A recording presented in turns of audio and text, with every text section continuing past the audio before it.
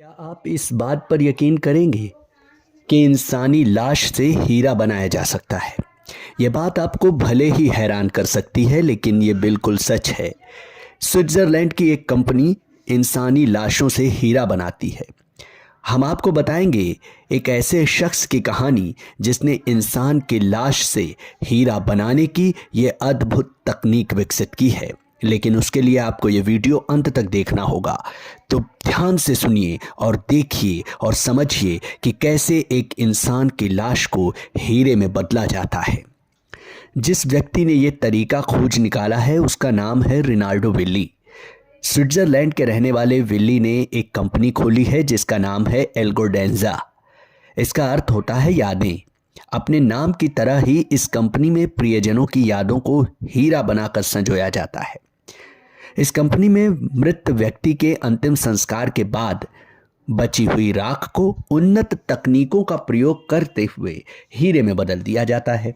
ये कंपनी हर साल करीब 850 से 900 लाशों की राख को हीरे में बदल देती है। इस काम की लागत हीरे के आकार के आधार पर निर्धारित होता है। लागत अमूमन 3 लाख से 15 लाख रुपए के बीच बैठती है। लेकिन अब सवाल यह है कि आखिर रिनाल्डो विल्ली के दिमाग में लाश से हीरा बनाने का आइडिया कैसे आया? दरअसल विल्ली जब छोटे थे तब स्कूल में उनकी टीचर ने उन्हें एक लेख पढ़ने के लिए दिया जो सेमीकंडक्टर उद्योग में प्रयोग होने वाले सिंथेटिक हीरे के उत्पादन पर आधारित था। इस लेख में सब्जियों की राख से हीरा बनाने का तरीका था, लेकिन युवा विल्ली उसे मानव राख समझकर पढ़ रहा था। विल्ली को यह विचार पसंद आया और उन्होंने अपनी टीचर से इसके बारे में पूछा, तो टीचर ने उसकी भूल को सुधारा। विल्ली ने कहा कि अगर सब्जियों की राख से हीरा बनाया जा सकता तो आखिर इंसान की लाश की राख से क्यों नहीं? इस पर उसकी टीचर ने उस लेखक से संपर्क किया जिसने वो किताब लिखी थी और विल्ली को उनसे मिलवाया। फिर उन लोगों ने मिलकर इस विचार पर काम किया के बाद एल्गोडेंजा अस्तित्व में आई। दरअसल इंसान की राख में कार्बन होता है और हीरा कार्बन से ही बनता है और ये पूरी प्रक्रिया पूरी तरह से साइंटिफिक है। सबसे पहले ये कंपनी इंसानी राख को स्विट्जरलैंड स्थित अपनी प्रयोगशाला में मंगवाती है।